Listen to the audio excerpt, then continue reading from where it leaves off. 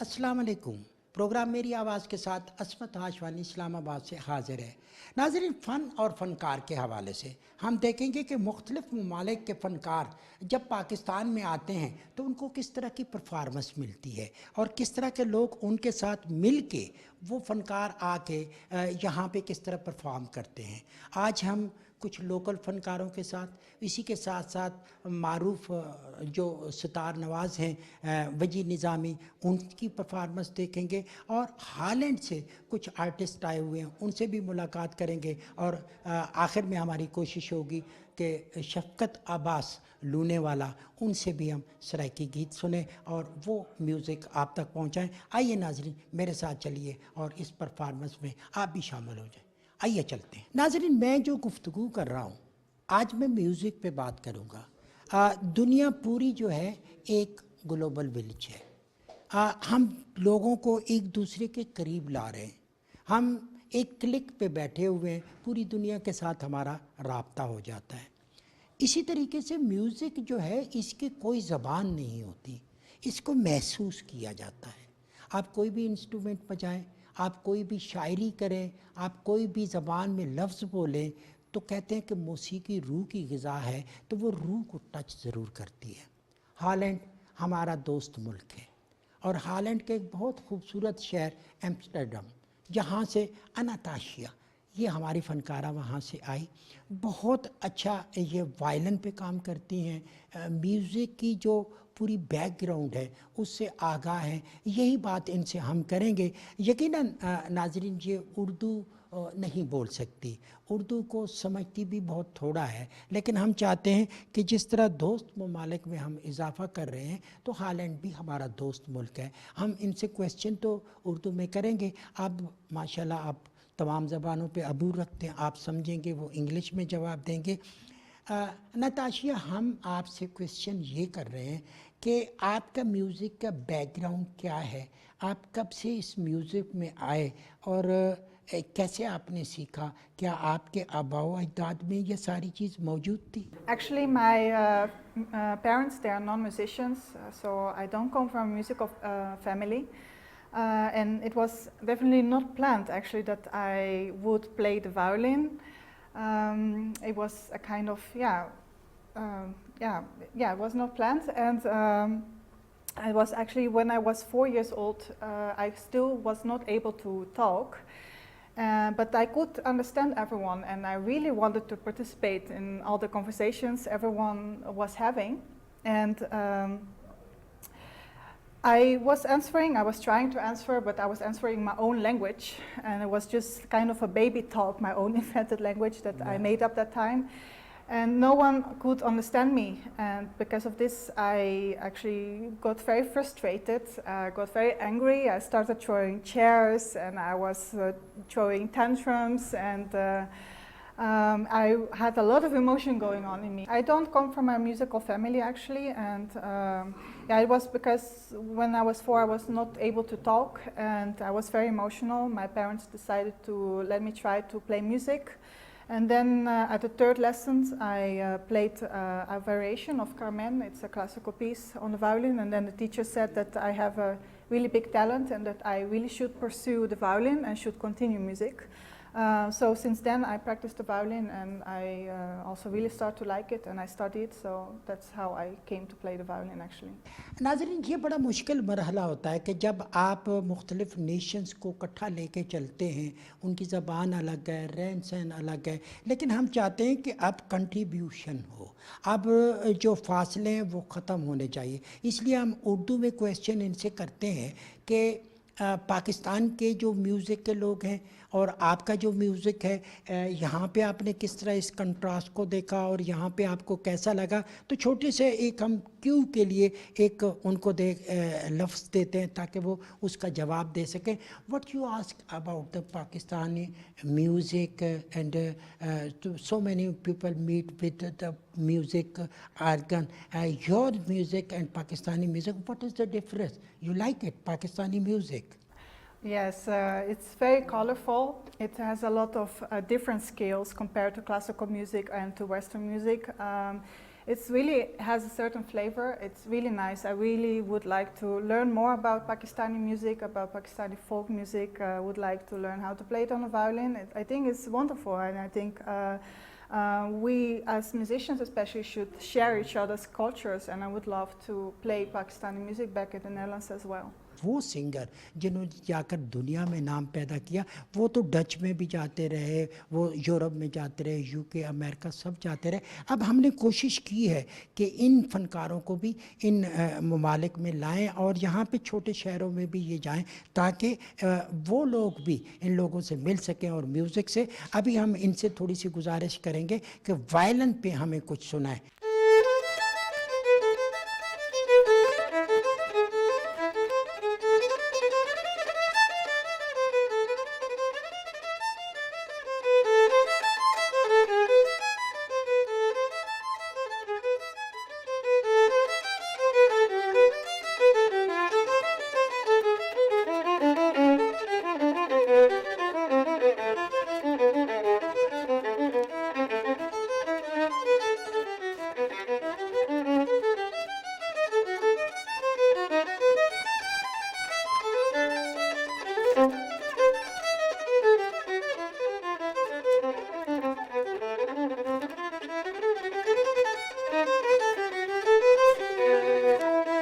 जब आप एक नए कल्चर में जाते हैं, चाहे वो म्यूज़िक की दुनिया हो, आर्ट की दुनिया हो, थोड़े प्रॉब्लम होते हैं, लेकिन हम चाहते हैं कि वो जो कहते हैं कि हज़ारों मील का सफ़र पहले कदम से शुरू होता है, तो आहिस्ता आहिस्ता इसको लेके चलेंगे। ये ढोलक है, साथ ये तबला है, तो इस पे इरफान अभी आएगा, तो एक ऐसी परफॉर्मेंस जिसके साथ ढोलक भी बजेगी, ये आपका हालैंड का म्यूज़िक भी चलेगा, तो आपको बड़ा मज़ा आएगा।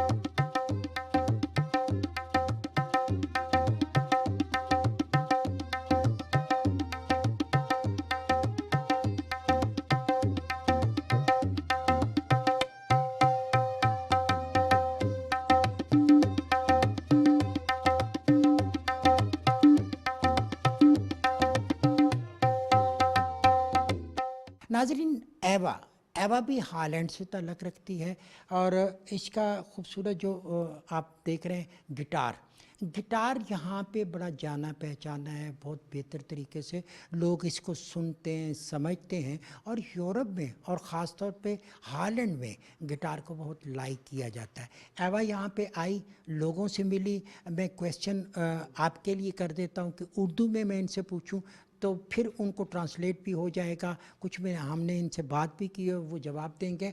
एवा, आप पाकिस्तान में आए, पाकिस्तान में भी आपने म्यूज़िक के रंग देखे। क्लासिकल म्यूज़िक है, फोक म्यूज़िक है, नीम क्लासिकल है, और आपका गिटार भी यहाँ पे फेमस है। आपको कैसा लगा पाकिस्तान और पाकिस्तान के musician? Pakistan has been really nice so far. It's my first time here, and of course it's a really great opportunity for me to be here. And the food is very nice. The people are very friendly. Everyone is very welcoming, and everyone is taking care of us really, really well. The weather is nice. It's actually kind of the same right now as it is in Amsterdam, but the weather very similar. And yeah, the city Islamabad is very beautiful. It's very green, a lot of nice. बातें तो इनसे बहुत ज़्यादा हो सकती हैं, लेकिन हम गिटार के बारे में बात करेंगे कि कितना गिटार को ये और हमें क्या सुनाएंगी।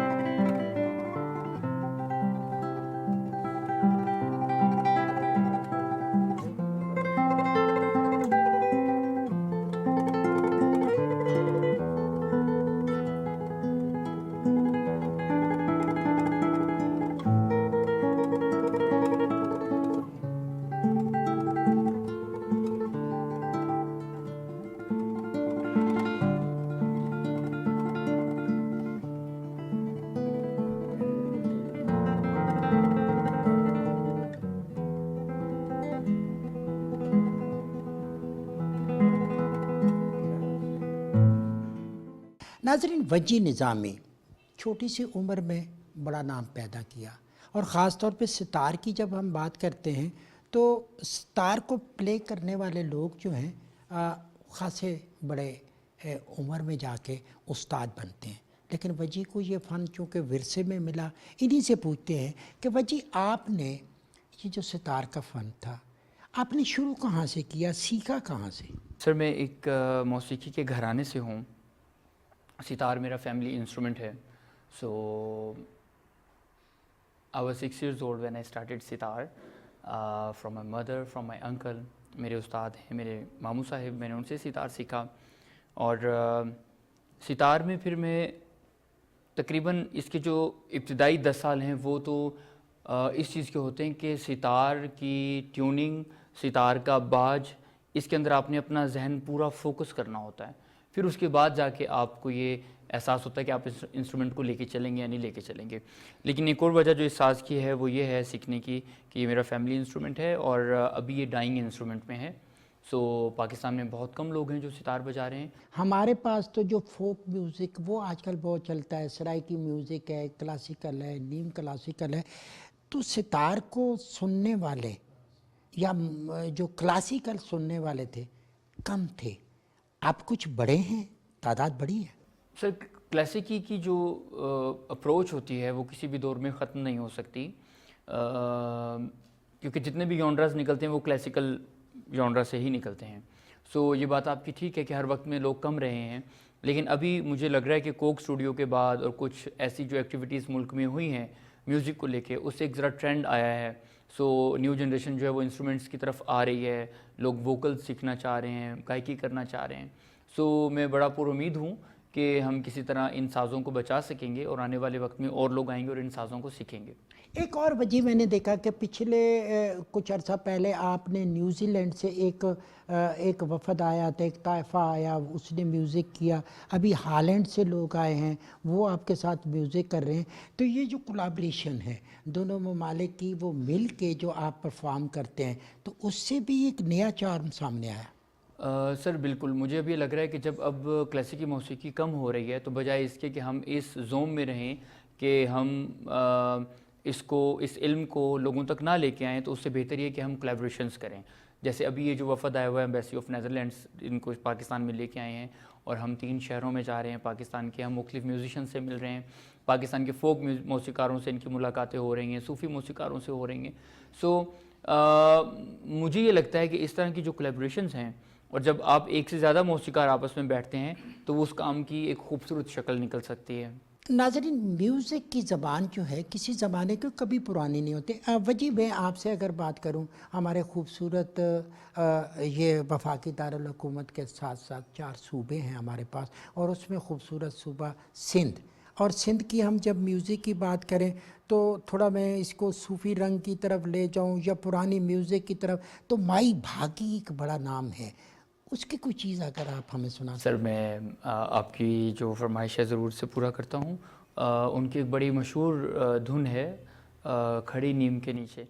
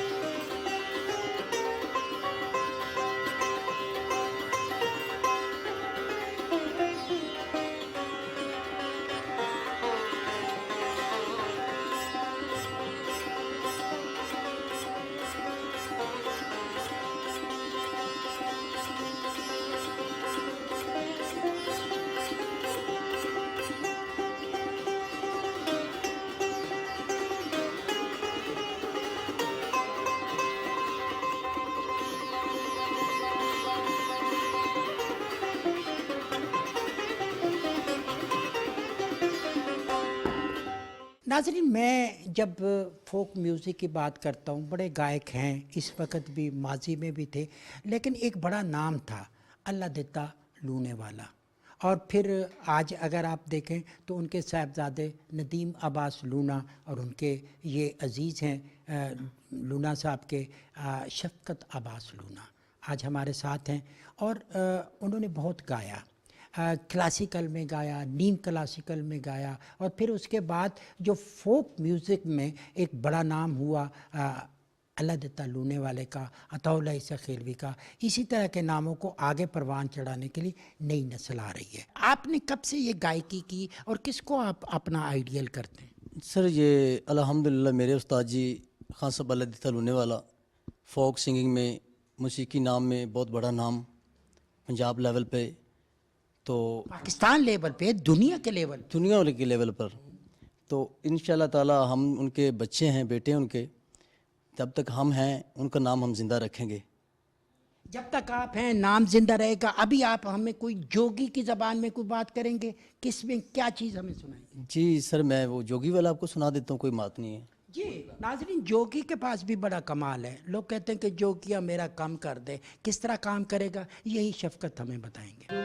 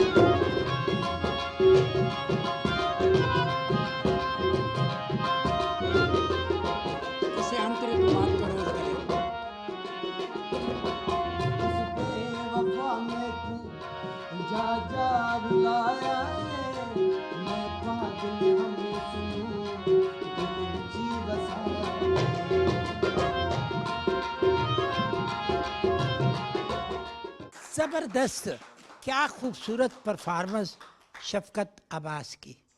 नाज़रीन, सराइकी इतनी मीठी, इतनी सुरीली ज़बान। इकबाल सोकड़ी कहता है कि चलाक चतरा ते अजीब थी के, वालवी दिल दे करीब थी के, मिल जो पो में अलैंदा भी नहीं, खलूस मुख के गरीब थी के। आप इस सराइकी महफिल में, सराइकिस्तान में जब जाएंगे तो आपको खलूस मिलेगा, प्यार मिलेगा, मिठास मिलेगी। आज ये म्यूज़िक है, ये प्यार की ज़बान है। इसके लिए किसी ज़बान की ज़रूरत नहीं, एहसास की ज़रूरत है। आज हालैंड के लोग यहाँ पे बैठे हुए हैं, पाकिस्तान के लोग यहाँ पे बैठे हुए हैं, इस्लामाबाद के लोग हैं, और इसी के साथ साथ इस सराइकी बेल्ट के लोग भी हैं। और यकीनन ये इदारा जो म्यूज़िक के लिए काम करता है, ये जो म्यूज़िक आगे लोगों को देता है, उनकी ज़बान को समझने में आसानियाँ पैदा करता है। पाकिस्तान टेलीविज़न इन्हीं आवाज़ों के तुफ़ैल आगे बढ़ता है। पाकिस्तान टेलीविज़न ने बहुत सारी आवाज़ों को जन्म दिया। आज हम में अल्लाह देता लूना नहीं मौजूद, लेकिन उसकी आवाज़ मौजूद है, नदीम अब्बास की शक्ल में और शफकत अब्बास की शक्ल में। इन्हीं आवाज़ों को आगे बढ़ाना है और सुर के सफ़र को जारी रखना है। यकीनन आप हमारे साथ कदम से कदम मिला के हमारे साथ चलेंगे। इसी ख्वाहिश के साथ अस्मत हाशवानी को दीजिए इजाज़त। बहुत जल्द आपसे दोबारा मुलाकात होगी। अल्लाह ने के बान।